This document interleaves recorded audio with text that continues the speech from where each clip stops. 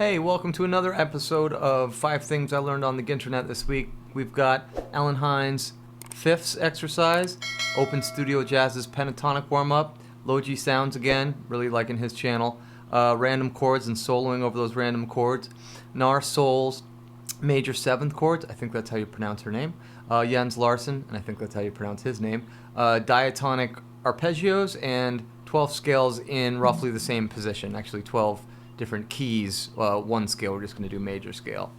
So here we go. We're going to start with Alan Hines' fifths drill. So what Alan does is take the major scale on one string, plays the fifth of that diatonically within the chord, and he then arpeggiates it but starts on the top note.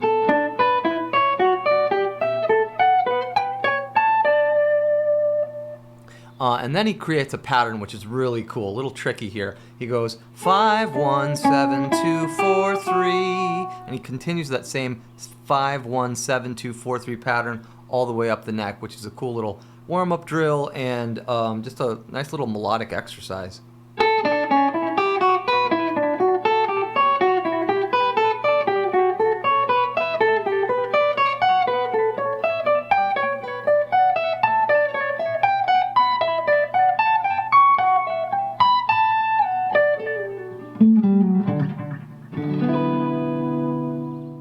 Next up we have Open Studio Jazz's pentatonic warm-up, and this was really cool. He does this on piano. So he takes the F major pentatonic scale like this. I'm going to do it here,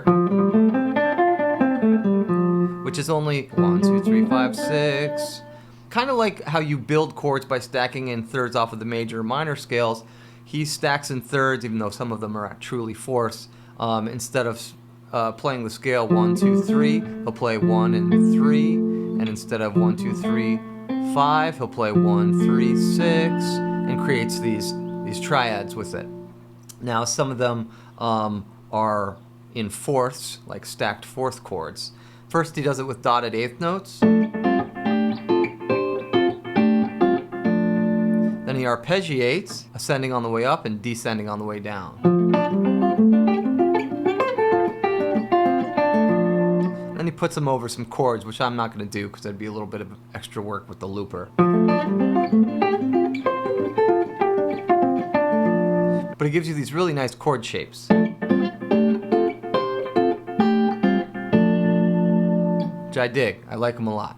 Next is Low G Sound's random chords drill. So what he does is he takes a few random chords. He takes E major, A minor, C sharp minor, C major, and then F sharp minor.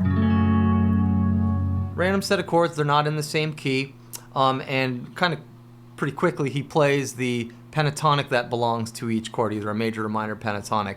I was thinking you could do this with the arpeggio, you could do this with different modes that might correlate with those chords. Again, just thinking of them individually, not connected to each other, but really cool drill. Let's do it with the major or with the pentatonics.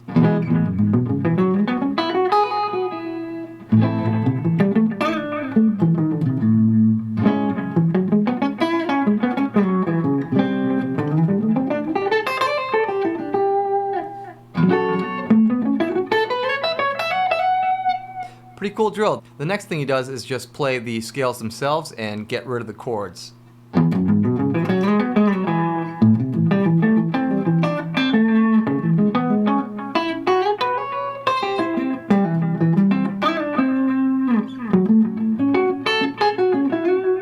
So I added a couple of notes in there that weren't pentatonics, that kind of went modally a little bit, maybe a little Dorian, maybe a little natural minor, adding the 2 in a couple places. So I think the whole point of this drill is to get good at soloing over chord changes as they move on the fly pretty quickly without having to think too much. You want it just to be automatic when you see a random chord that's not necessarily in the same key.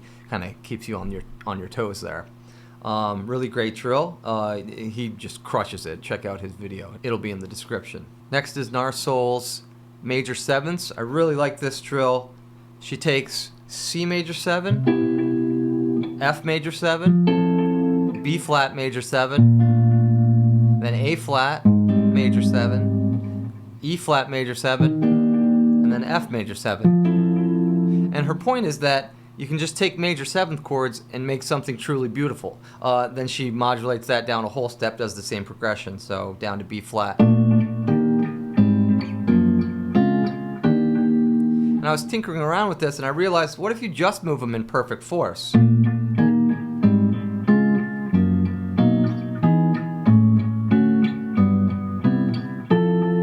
It sounds really nice. So compositionally, and I think that's a big purpose for this exercise, is to write music with not necessarily perfect fourths, but just major seventh chords moving kind of however you want, and it'll sound pretty good.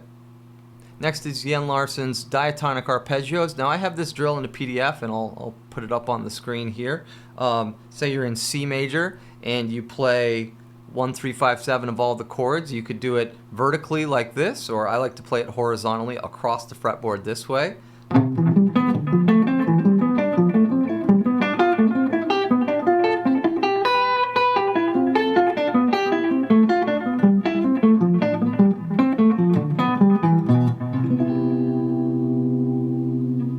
Which is a good way to practice arpeggios, not necessarily moving in the circle of fourths or chromatically, but to play diatonic arpeggios.